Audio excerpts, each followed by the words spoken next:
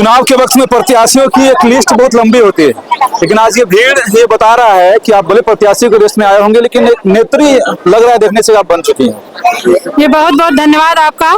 आप आज बिहारपुर पंचायत के बिहारपुर गांव में यहाँ हम सबों को देख रहे हैं। आपने सही कहा कि चुनाव काफी नजदीक है। देखिए हम लिस्ट लंबी होती है, प्रत्याशियों की लिस्ट लंबी होती है, सब लोग प्रयास करते हैं, क्योंकि देखिए आप जिस क्षेत्र से हैं वहाँ के विधायक कोई और हैं, लेकिन पार्टी के जो डिवोशन दिख रहा है, इतनी सारी महिलाएं, इतने सारे वर्करों को आपने मतलब इकट्ठा कर लिया और इतना सारा भीड़ लेकर आप चल रही हैं, ये तो कह सकते हैं कि नूतन गुप्ता भाजपा के लिए एक मजबूत नेत्री जरूर बन गई है सीमांचल में।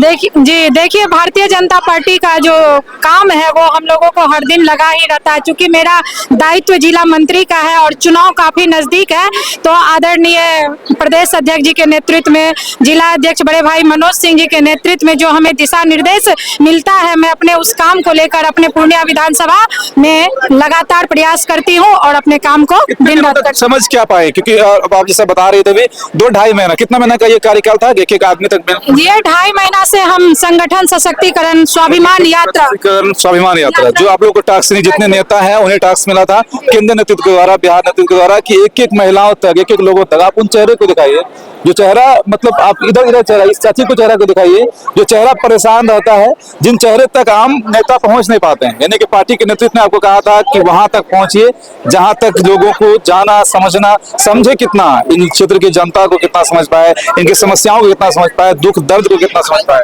जी, हमारे प्रदेश के द्वारा, जिला के द्वारा जो हमें ये टास्क दिया गया कि आप अपने जनता जनार्दन के बीच जाइए और उनके परेशानी को देखिए और देखिए कि कहाँ हमें दिक्कत है। तो मैं लगातार, मैं आपको बता रही हूँ कि लंबे समय से मैं पूर्णिया विधानसभा के सभी एरिया में जा रही हूँ, नगर निगम से लेके पंचायत तक, और लगभग जितनी सारी समस्या है उनसे मैं अवगत भी हो चुकी हूँ और इन सबों को मैं विश्वास भी दिलाती हूँ। मैं जब सदस्यता कार्यक्रम के तहत अपने ग्रामीण एरिया में आती थी तो यहाँ उस समय स्मार्ट मीटर लगा हुआ था और वो काफी परेशानी का विषय था। वो परेशानी का विषय इसलिए था कि हमारे गांव में जो है हमारी महिला बहनें अकेले रहती है, उनके पुरुष जो है अपने व्यवसाय करने शहर को चले जाते हैं और अचानक से जो मीटर में लाइन कट जाता था तो मत पूछिए कि वो कितना परेशान हो जाती थी। इसलिए मैं इन मुद्दों को लेकर प्रदेश गई और काफी चिंतन की और उनसे आग्रह की कि ये जो परेशानी है इसे यथाशीघ्र समाप्त किया जाए।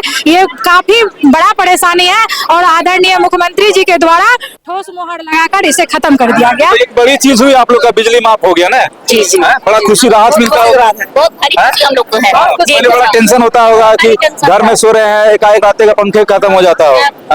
अब पंखा उनका का टेंशन नहीं है, बॉल पूरा अच्छे से चलाते हैं। ये किसी रीति सरकार ने दिया हमारे गांव में जागरूक बहुत अच्छा है। अच्छा, जो दीदी आपके साथ यहाँ पर खड़ी है, मेहनत कितना है? देखते हैं बहुत भारी संख्या में। दीदी का हम लोग हमेशा साथ देंगे और हम लोग कमल छाप को ही वोट देंगे। पूरा महिला का हम लोग का इच्छा है कि हम लोग इस बार दीदी को ही जिताएंगे। तो इच्छा है कि दीदी को टिकट मिलना चाहिए? हाँ, टिकट मिलना चाहिए, दीदी को ही हम लोग वोट देंगे, दीदी को ही जिताएंगे। वीडियो को आप जितना सर्कुलेट कराएंगे, हमने आपको स्टार्टिंग में कहा ना कि जो भी हो टिकट वोकट का मसला बात का वो केंद्र तय करता है, लेकिन नेत्री के रूप में जितना होना चाहिए था, जो डिवोशन होना चाहिए था, जितना मेहनत होना चाहिए था, कमी कोर कसर कुछ नहीं छोड़ी। जो योजनाएं, जो चीज कहा गया, एक टास्क को पूरा किए आप। जी देखिए, अभी जो है विपक्ष कितने सारे मुद्दों पर सवाल जवाब करते हैं। मैं आपको बताना चाहूंगी कि लेडी आयरन लेडी के नाम से जाने जाने वाली प्रधानमंत्री इंदिरा गांधी भी महिला ही थी। बिहार की प्रथम मुख्यमंत्री बनी महिला राबड़ी देवी भी महिला ही थी, लेकिन कभी भी उन्होंने हम बिहार की बेटियों के बारे में, बिहार की महिलाओं के बारे में नहीं सोचा। ऐसा नहीं है कि उनके परिवार में उनकी बेटियां नहीं पढ़ी, आगे नहीं बढ़ी। आज लालू प्रसाद यादव जी की जितनी बेटियां आप देख सकते हैं, सभी कोई अच्छे एजुकेशन, अच्छा क्वालिफाई है सभी का, लेकिन हमारे बिहार की बेटियां, हम इतने मजबूर थे कि हमारे माता पिता भोजन भी करते थे तो थोड़ा कम करते थे और पैसा बचाते थे कि हमारी बेटी बड़ी हो रही है, उसका ब्याह करके उसे भेजना है, जिसका कारण था कि सुशासन की सरकार नहीं थी, हम सुरक्षित नहीं थे, हमेशा अंधेरों का शिकार हमें रहना पड़ता था, बिजली का दर्शन नहीं था, संध्या होने के बाद दरवाजे पे आने में डर लगता था।